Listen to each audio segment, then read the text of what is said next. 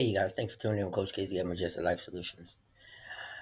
We know that let me see, as of June, no, as of Tuesday, June 17, 2025, the trial of Sean Diddy Combs is currently in the 16th week. The government has indicated that it is plans to rest its case soon, which suggests is that several trials is nearing its conclusion. Several trials. Okay.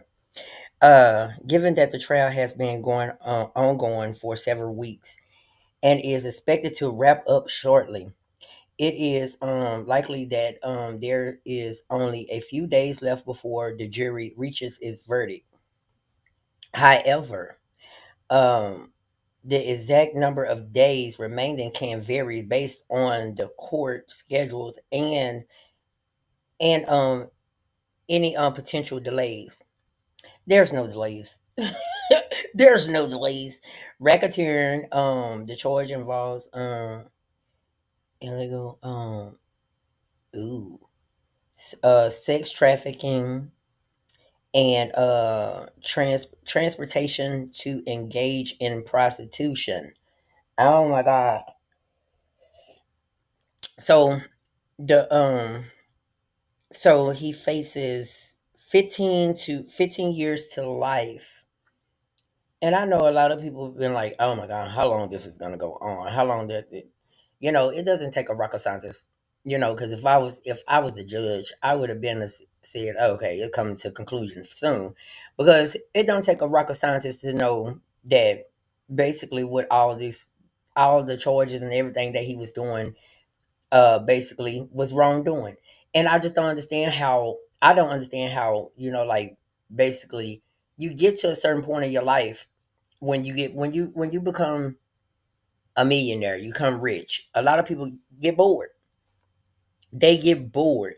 That's why it's best to start having self-control.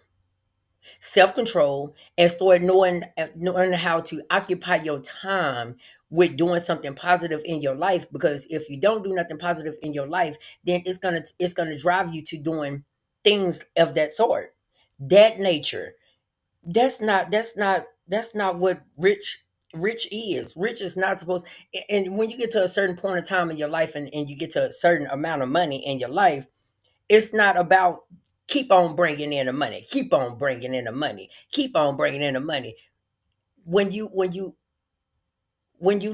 you live to succeed.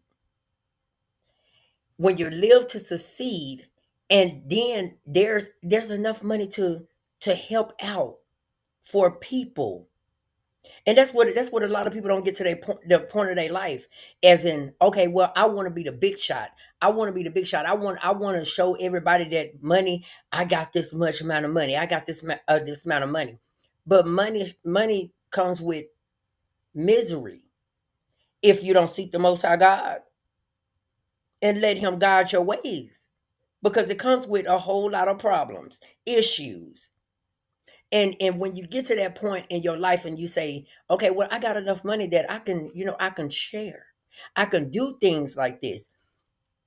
When you get to that point, when you get to that point, I believe a lot of people start messing up. But I don't I just well I don't understand that part, because that wouldn't be my life. That wouldn't be my life. That wouldn't be my lifestyle. My lifestyle wouldn't be trafficking. That wouldn't be my lifestyle. My lifestyle wouldn't be like that, because that is ridiculous. I'm gonna take a sip of Folgers in my cup. That wouldn't be my lifestyle. My lifestyle is based on purpose. Oh, say it one more time. My lifestyle is based on purpose. If you don't walk with purpose, then what are you walking with? The devil. For real. Because I don't understand, like, why he just didn't open up some things or something to do.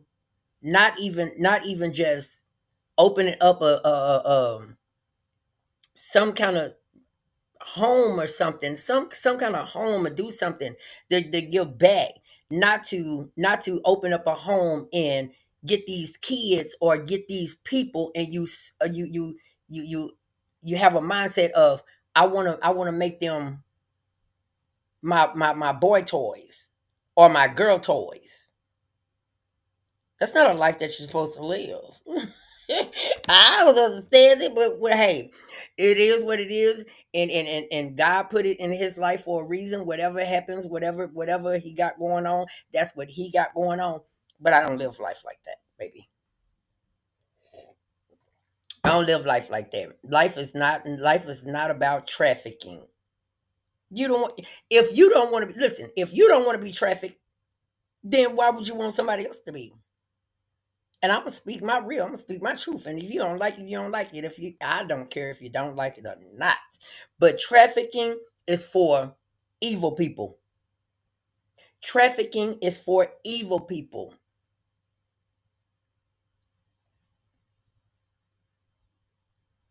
Prostitution is for evil people. And you think you a pimp? I speak my mind on here.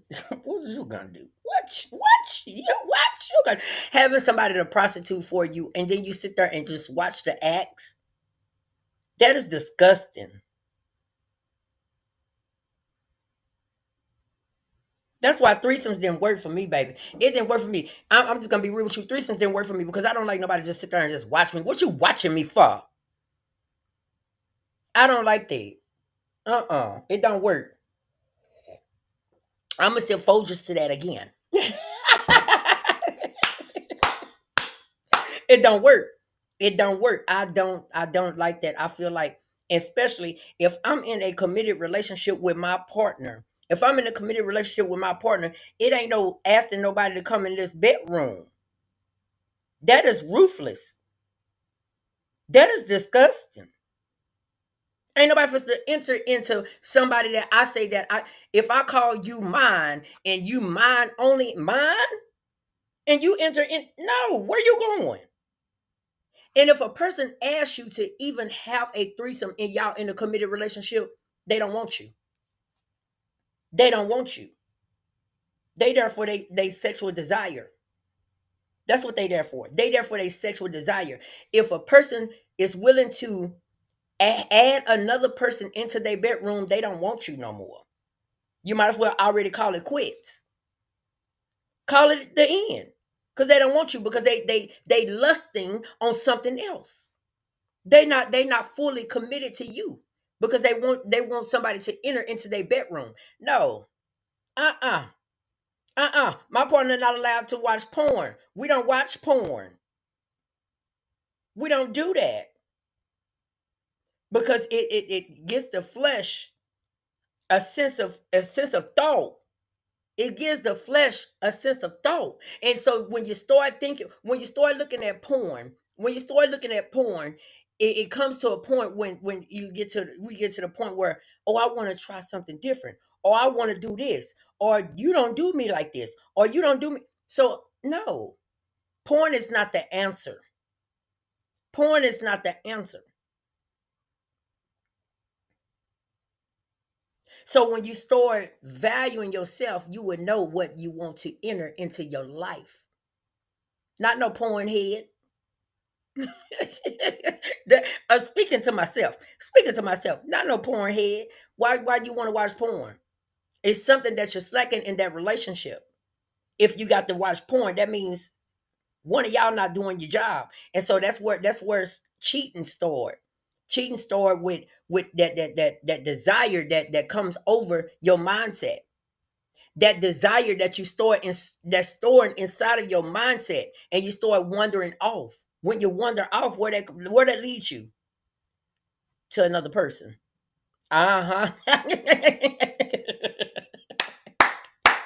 So you guys, listen. I might be laughing and joking, but it's not a joke. It's not. It's something real.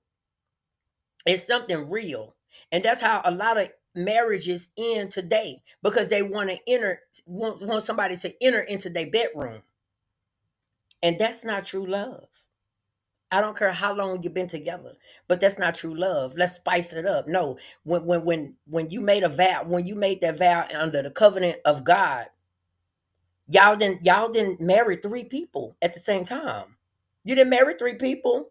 So why you want somebody to enter into your bedroom? You commit adultery at the same time.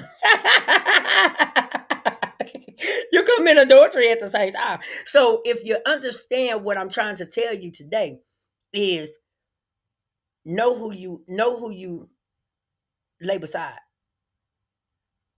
Know who with you at all times. Because your partner can be your biggest enemy. Your partner can be the biggest rapist. That's why you gotta do background checks. Do background checks because you don't know. You don't know if you just a person that just want to be in a relationship. You don't know that person's life. You got to get to know that person for who they are. And if your spirit knows that person not right, take heed. Take heed to that because God will give you a warning sign. God will give you a warning sign, but as humankind, you know what? We don't listen to the warning signs. We don't listen to the warning signs because we go on to our own understanding about we just want love to enter into our life. That's it. Oh, that's my boyfriend. Oh, that's my girlfriend. That's what we do.